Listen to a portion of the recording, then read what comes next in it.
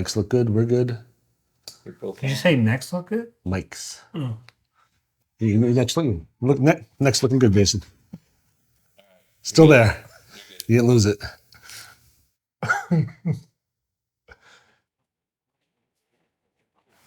Welcome back to DVC Weekly. This is episode 183. My name is Jason Uppleding. I'm the broker of Buy and Sell DVC. I'm here with Scott Ferrioli. I'm the owner of DVC-Rental.com. Remember the dash to save the cash, and buyandsellDVC.com. And today is August 7th, 2024. So your 11th month window is going to be July 7th, 2025. And the 7th month window is March 7th, 2025. 2 dates right there. One's July 4th. One's probably spring break. So get to planning your adventures. And we're going to start right away on the buy and sell side of things. See if we can keep this episode short, because if you've been with us the last 2 weeks, you may have said we've gone a little long. So let's see what happens here. And really, it's on the buy and sell side of things, I wrote down buying a house versus buying DVC.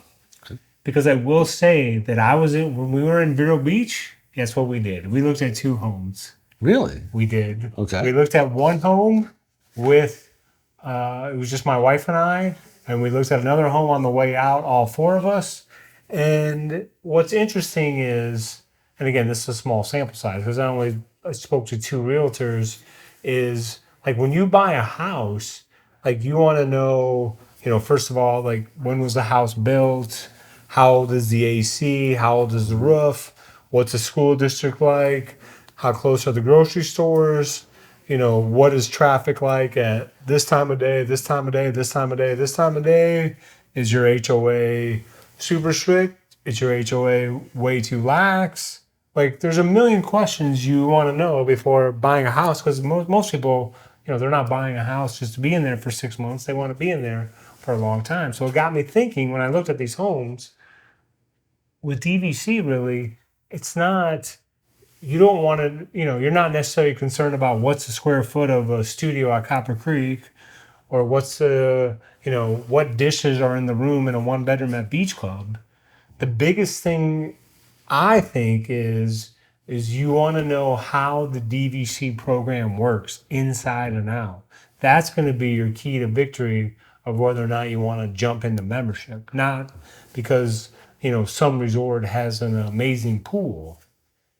I don't know if you have any comments on that real quick. A lot of people like those pools at Beach Club. But I will try to make this brief. But I wrote on here that if you're looking into DVC, and I've said this before on many episodes, you want to start with the point calculator. You need to plug in different vacation dates. You need to see how many points it's going to be. Because some people that don't know about DVC, they're like, oh yeah, it would be great to stay at Bay Lake Tower in a 3-bedroom Magic Kingdom view for 10 nights. Well, then they find out good. Yeah, they find out that that's going to be X amount of points, and at X amount of points, that membership is going to cost them $112,000. So then right away, DVC is not for them. So you want to start with the point calculator, because your dreams may be crushed right away, or you may move on to the next step. And then you need to know that the point charts, the total number of point charts cannot change. So if you're looking at a Bay Lake Tower point chart and you add up all the points for all the nights, those can't change. So, it doesn't matter if, 5 years from now, the USA is doing 12 months schooling instead of, 9 months, the point charts would still be adjusted, but the total number of points would remain the same. You need to educate yourself on the booking rules. You can book at your home resort 7 to 11 months, and during that time period, you're only competing with other members at that resort. Nobody else. Under 7 months now, it's a free-for-all. It's open to everyone. First come, first serve. You also want to know when each resort expires and the annual dues at the resort. These 2 things will play a factor in your decision making. You want to look at the direct prices and the average resale prices. It's just important to know, because if you decide to go direct, You want to know, should something change significantly in your life and you need to sell it, what's it going to sell for? You want to know the different room sizes at each resort. You might want a certain room size, and some resorts have X number of them, and some have more or less than that number. Meaning, You like studios. And Hilton Head's a great resort to check out, but Hilton Head has by far a small amount of studios compared to other resorts. Like for some reason, Hilton Head is built with tons of 2-bedrooms, but very, very few studios. So basically, not all resorts are created equally. It's not like they started with Old Key West and they said we're going to have X amount of studios, X amount of 1-bedrooms. No, every resort has a different percentage of each things, and like Beach Club doesn't have any 3-bedrooms. So those are things that you need to know. You want to know about banking and borrowing your points. This can help you decide for someone who only wants to use their points once a year, every other year, or once every 3 years. Let's see if I have more on here. Do I? I believe that's all you've got on there. Okay. So those are, again, it's completely different from buying a house versus buying DVC. Yes. That is, it's more about knowing, having everything laid out in front of you. Resale, direct, expiration, point calculator. If you do all these things, you'll be able to know if DVC is for you or not. It's not like buying a home, because buying a home is a completely different animal. Do you need a 2-car garage, 3-car garage? Do you need a 1-story, 2-story? And what's good with the DVC is that, again, everything is flexible and you can stay at multiple places, where if you lock in your house, you can't sit there and be like, you know what, for this vacation, I'm going to go to my friend's house. This is your house. It's a lot of flexibility. Now, I'm curious, I'm assuming you didn't buy a house, right? No, we didn't buy it. Tell me about this. You didn't buy a house. So again, it's one of those things where we're in love with the area, so then it's not like we're trying to find things wrong with the area, but you just keep. So the first house we looked at, I'll try to keep this brief. It was a regular 2-car garage, which we have a 2-car garage, but I guess we have an extra wide 2-car garage or something, because this garage, it just felt way too small. So it was, whatever. So then we wait to go to the second house as we're leaving the resort. I'm like, guys, because then it also gives us, if I schedule a time, then we have to leave and the kids can't drag it out when we're leaving, So then we went to look at another house. Now this was a 3-car garage, different neighborhood, everything. So then now everyone loved this house. Like my youngest was like, oh, we should just move now. This could be my room. I could just be here, blah, blah, blah. So then, and then of course the guy, not, when I say of course, not like I planned it, but the guy that owns the house, you could tell that he was a big fisherman. So he had in his garage, he had 12 rods up here, locked and loaded, ready to go. And, and then the first realtor, he said to us, he goes, listen, I don't know what your situation is. He's like, but if you don't own a boat, if you don't own a kayak, if you don't own a paddleboard, if you don't like to fish, if you don't like to go to sandbars, if you don't like to go to the beach, if you don't like to surf fish, he's like, there's no reason for you to move here. He's like, if people are moving here, they have he was listing basically anything that had to do with like water activities. And then this guy was like, the day before he had been out on a boat and he'd caught fish that he prepared and cooked. And if you look at Sebastian, they say it's like a fishing town, and then like I say, the second house, the guy, you could tell the guy fished. Like these people are just, and then Sebastian is like, it's like the friend, like I'm from Iowa, which I think is a very friendly place. Like Sebastian, like they're going through these neighborhoods and there's like kids out playing, and they wave at you. People wave at you. So yeah, we Interesting. And and I don't really know how. Again, if you need to cut me off, just cut me off. But I don't know, like how you go to some communities, and you just like there's a brand new development right here, and then there's another one over here, another one over here. Like they just keep popping up. Yeah. Well, so the first realtor that we spoke to, again, I don't know how this part works, but he's like, Sebastian is like, so there's some housing development that wants to come in, and I thought you just buy the land and you start building homes, you know? They're in year 5 of trying to get approved through Sebastian to start selling homes. Really? Like he goes, Sebastian is very protective. You just can't just come here and start. So I was like, well, that's a good thing because then it limits the, overcrowding. Yeah. So, but no purchase of a home, no move. So just So it's gonna be kind of hard for us to record this stuff if you're living 2.5 hours from me. so now we're on to the food review of the week. Come here, I'm gonna eat you! Get in my belly! So for today's food review, we are at Planet Hollywood at Disney Springs. This is I didn't go into this nicely here, but my wife got the shrimp Florentine, which came with 6 large shrimp, Roma tomato, and baby spinach with spaghetti, tossed in a roasted garlic cream sauce for $25.99. This is what my wife had, as I was not able to pull myself away from one of my normal meals. I had the LA lasagna. There's like 2 things. I get the LA lasagna, or I get the chicken and broccoli penne with the pesto sauce, which I can't get away from one of those 2. I'm locked in. Unfortunately, this dinner didn't have a lot of flavor to it at all, and we actually took some of the Alfredo sauce that came with mine and added it to her meal because there was nothing really going on with it. She was very, very disappointed with the meal. 4.6 on this one, so not very good, Planet Hollywood. Again, I liked my LA lasagna. I've reviewed it before. That was fantastic. This from Florentine, I tried it as well. Not good. Just plain, no taste. And now we're on to the DVC rental side of things. Oh yeah, nice little excitement. And look at this. We are touching featured resort Disney's Hilton Head. We've been talking so much about Hilton Head recently that decided to do a featured resort on it. So Hilton Head opened on March 1st, 1996. It embraces a unique aesthetic, designed 1940s South Carolina hunting and fishing lodge. It offers a charming and relaxing atmosphere. Resort has only 123 rooms. Actually, look at this. Because we just spoke about this. 123 rooms, 21 studios. They're all lock-offs, which means they can be attached to the 1-bedroom next to them to make a 2-bedroom.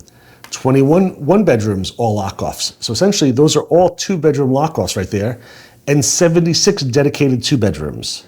So very small amount of studios, and a lot of people are using those as 2-bedrooms, and then there's only 5 3-bedroom grand villas. Some of the cool stuff about it is the resort is when there's a hidden mini welcome. When you look closely, when you walk in, there's a topiary of Mickey Mouse that's standing next to a doghouse greeting guests that enter the Live Oak Lodge, which is the main building. What's also interesting about that, there's no ocean views at this resort. It's all marsh views. The resort sits nestled on Longview Island, so it's got some beautiful scenery.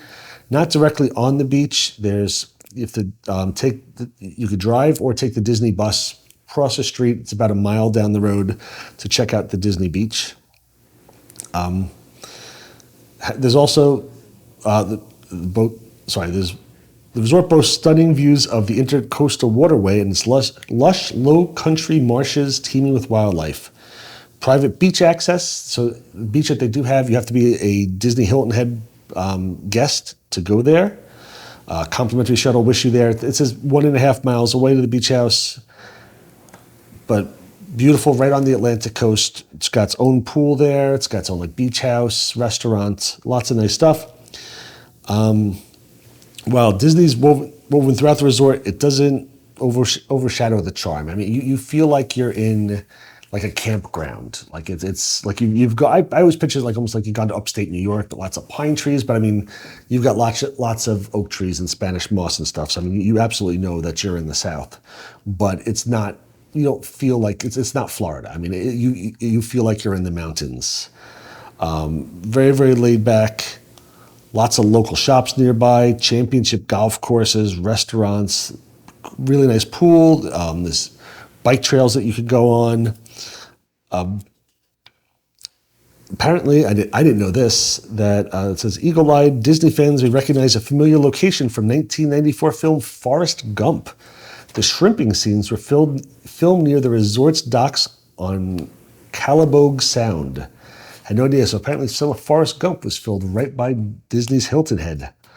They've got some fun annual events, not just for summer. Resort hosts special events throughout the year, like the Hilton Head Island Wine and Food Festival, offering additional experience for guests. And one of my favorite things to do when I went there is that every day they have free tours provided by the resort. So I picture we go to a lot of cruises, and anytime you take an excursion, it's a paid-for event. At Disney, all of the stuff is free. They would take you on guided tours. They'll take you to the beach and to the marsh, and they'll teach you about the waters and the wildlife, and everything is included with your stay. You could spot dolphins, eagles, herons, even alligators during your stay. Also, as we talked about a couple weeks ago, they do the campfires. I don't think it's every night. I think it's maybe every other night as well, where they sing the songs and tell stories and stuff like that. It was just really, really nice stay at Hilton Head. Starts from 6 points per night in the off-peak season, in like January, but it's chilly. But I mean, for 6 points a night, that's insanely inexpensive. You know, if you're renting points, it's really, really cheap. You know, it's $150 a night. And if you're a DVC member, you know, you've got a small contract that's only 100 points. 6 points a night is not gonna hurt you. You can very easily slip in there a 5-night stay, you know, a Sunday to Thursday for 30 points and still have a whole week stay, you know, 70 points, stay somewhere at Disney for 5 or 6 nights as well, Disney World. So cool option, Hilton Head. Definitely need to check out the resort. Again, I mentioned a couple weeks ago, our team, Cassandra and Debbie, 2 different families, have been going there for the last year and a half or so. Absolutely love it. I need to get back to Hilton Head sometime soon, though. And they have a little bit more characters there than Vero Beach, correct? Yes, they do. Vero Beach does not have a lot of characters. They have a character meal at Vero Beach. I believe that's it. There's a few. So I forgot to mention in the episode, when we were there Memorial Day, Pluto was there. Very, very But nice. I think Hilton Head is mainly Chip and Dale, right? I believe so. Yes, I believe Because so. they like being close to the marsh with their. And all the oak trees, I guess, are good for hiding acorns and stuff. in Chippendale. But just it's a very, very laid back atmosphere. You know, this is just like Vero. You know, you picture your Walt Disney World and your Disneyland. It's crazy. It's busy. It's exhausting. These are laid back, mellow resorts. So I always like Vero. If you say you go 4 nights to Disney World and then go hang out at Vero for 3 nights to kind of mellow down after your Disney trip. There's nothing near Hilton Head to do this, but again, for a nice, mellow, relaxing trip, very, very hard to beat Hilton Head. Yeah, I mean, I'm telling you. I mean, when you go to Vero Beach, now keep in mind it's almost impossible to get into Vero Beach unless you're a member. Same with Hilton Head. Hilton So- Head, very hard to get into unless you own there. But when I go to Vero Beach, again, you talk about the families that are, you know, they're on the fence about going to Disney, you know, because you have, you know, if you do a YouTube search on comedians with jokes and going to Disney, there's probably 1,000 jokes on it, you know.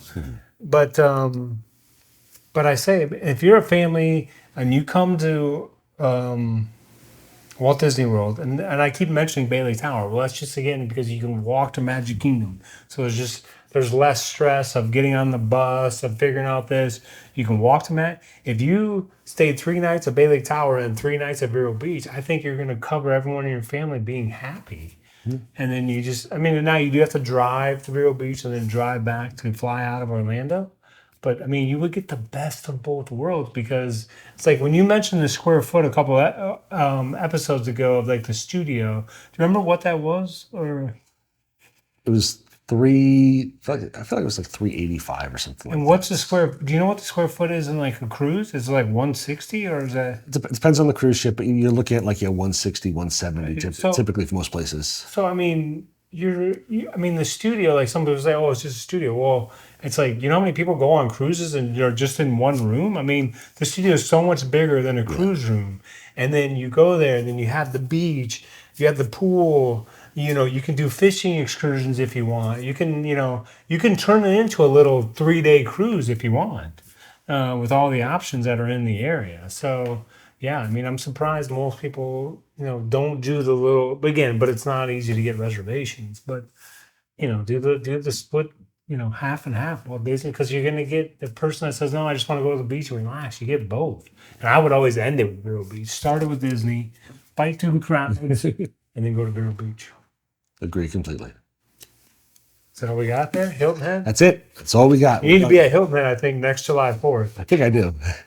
I need to check out Hilton Head again. See you next week. Let us know your thoughts. Thank you for watching. Again, check out all of our social media, TikTok, Instagram, Twitter, YouTube. Got the Podbean to get all of your podcasts on, and even Pinterest. So thanks for watching. Have a great day.